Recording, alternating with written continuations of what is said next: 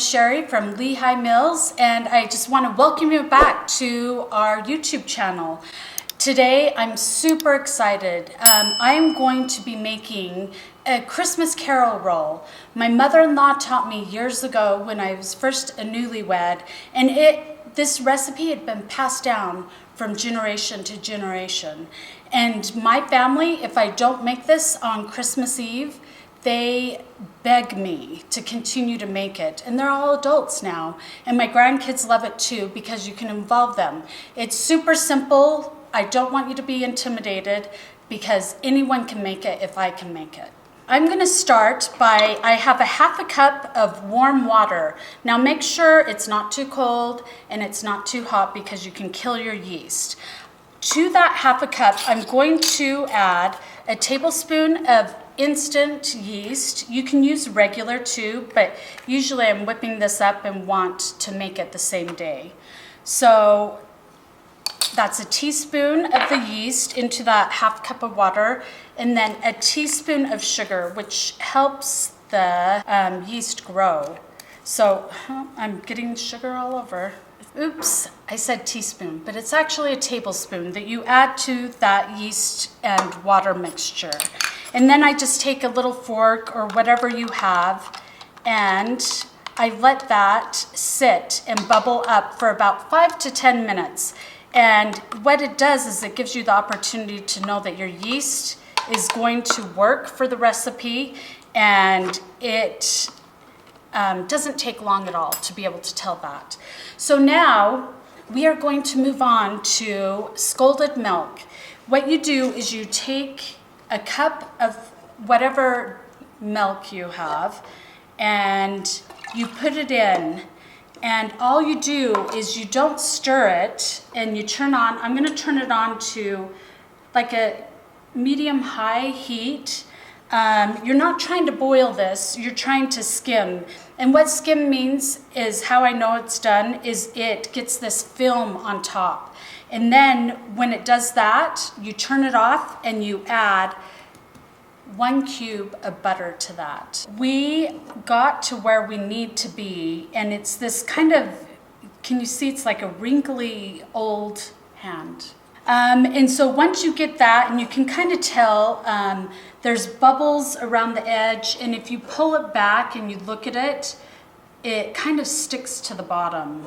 And so I don't know if you can see that very well, but you get this film on the bottom. That is what you're looking for.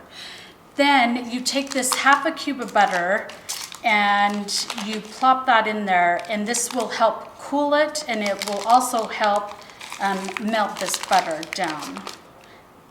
So I just plop that in there and give it a few minutes, and it will melt in that hot milk.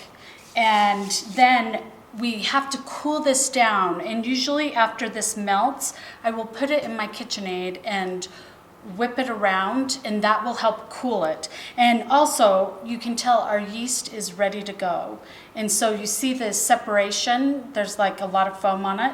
That means that your yeast is still good. Now with instant, you can just throw it in without doing this process, but I always do it this way. So you can do it either way, I'm sure, but this is how the recipe was written, and I'm sure they used regular yeast back then, but this is how I do it, and my kids love it, and it's delicious.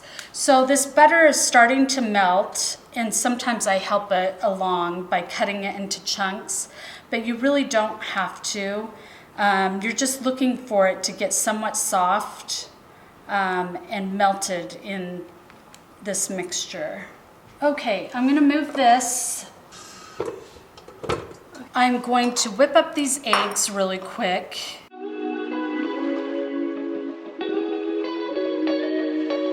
So you want to kind of get these whipped together really quick before you add it to the mixture that I'm going to start. This is why you want to make sure that this is completely cooled down, the butter and the milk, before you add any egg or the yeast, because it could cook the egg. It also could ruin the yeast that we've had rising for about 10 minutes now. Turn it on just for a few minutes to cool this off, and you can kind of tell because it gets super hot down on the bottom, but this will help it cool off a lot quicker. Okay, to this mixture as it's cooling, I'm gonna add a half a cup of just white sugar. And that will help kind of get it dissolved a little bit. And I'm gonna add my teaspoon of salt to that. And it's still kind of too warm, but now at least I can hold my hands on it for a few seconds, so it's super close.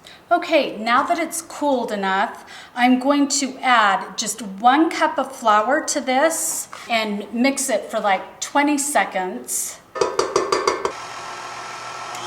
Then to that, I'm going to add the yeast into this mixture. I'm going to add the egg, the 3 large eggs into it. I'm going to give that just a short mix. And then I'm going to start adding flour, a cup at a time. So what I do is I do a cup at a time. Now the recipe calls from anywhere from 4 to 6.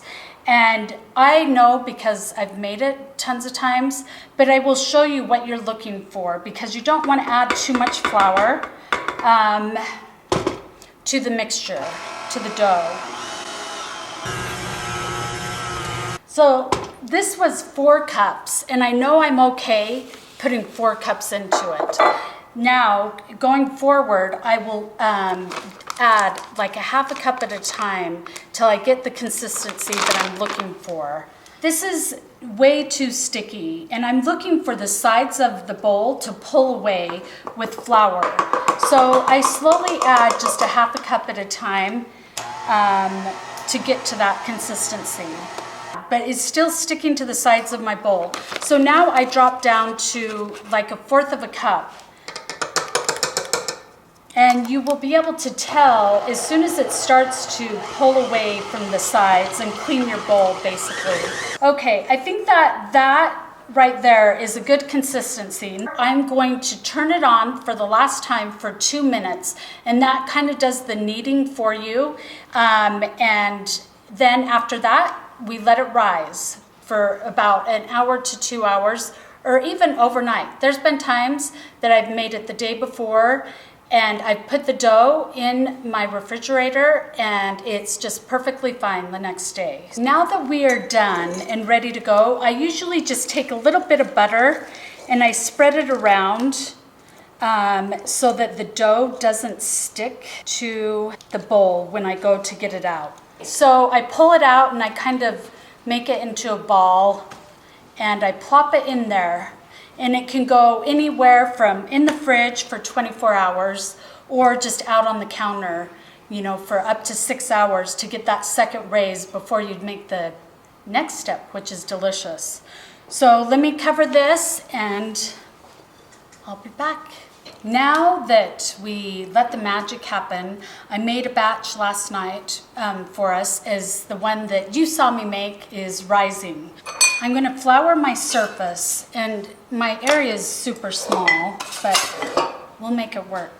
So I'm going to flour the surface, and this is kind of too much, but I push it all to the edge after I get enough, because as I do more and more, I'll pull some more flour into it. So you just want a little bit, and then I take it and I drop it and I cut it in half.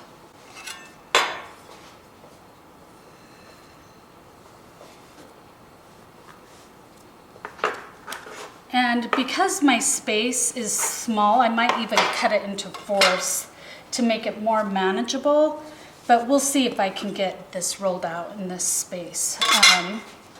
So anyway, then I take that and I put it back into a round, and I pull flour back in the center.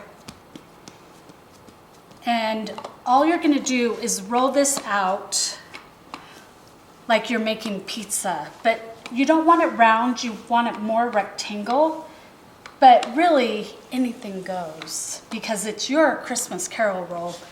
To me, cutting strips is just as easy And there's no rhyme or reason. There's no like, oh, it has to be this much, you know, this thick and, you know, this length. And I'll show you why.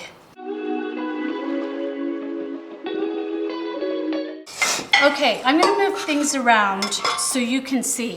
So in this dish, sometimes I use pie tins. You just want it shallow. I melted probably a cup, well, 3/4 of a cup of butter is in here. And then I made dark brown sugar, white sugar, and cinnamon mixture into this. I don't measure because I just do it by eyeball because I've been making it for 25+ years of marriage. And so actually it's 30. Oh, well, that shows you life is bliss. But anyway, so that's this mixture. And then I chopped up some pecans. Now, if my grandkids or kids, some like nuts, some don't. This is optional.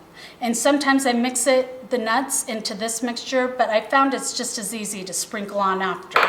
So there's been times that because we are a family of 7, and then 2 daughter-in-laws and 3 grandkids, I make it on a big cookie sheet.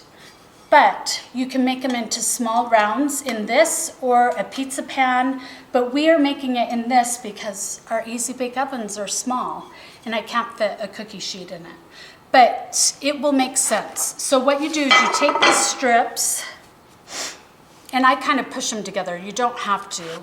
Make sure that your butter is cooled because this is the butter where it gets still, fun for if it's kids. piping hot, will kill your and not yeast so fun for adults in your dough. Because and this your is where it fingers gets fun get for kids. a little messy. But and that's not so okay. fun That's for part of the adults fun. because So then you your just take fingers the first strip get a little and messy. you roll it. But that's okay. Just like that's that. part of the fun. So then you just take the first strip and you roll it just like that. And then I'll show you how.